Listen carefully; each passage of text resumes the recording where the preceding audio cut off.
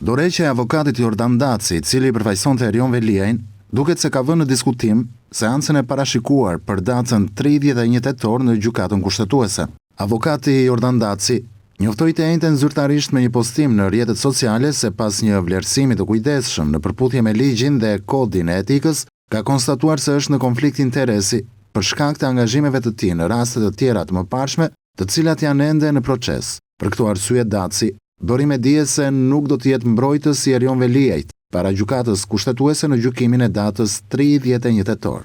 Tërheqja e avokatit një ditë para gjyqit vendos në diskutim seancën në gjykatën kushtetuese, ku është paralajmëruar se Erion Veliaj do të ishte prezent në sallën ku do të shërtohet ankimi i tij për shkarkimin nga detyra. Ekipi ligjor dhe vetë Veliaj tashmë duhet të gjejë një tjetër avokat, por procedura që duhet ndjekur për këto raste kërkon kohë për zgjedhjen e një mbrojtësi tjetër dhe pajisjen e tij me procedurë të posaçme për vajsimin në gjykatën kushtetuese.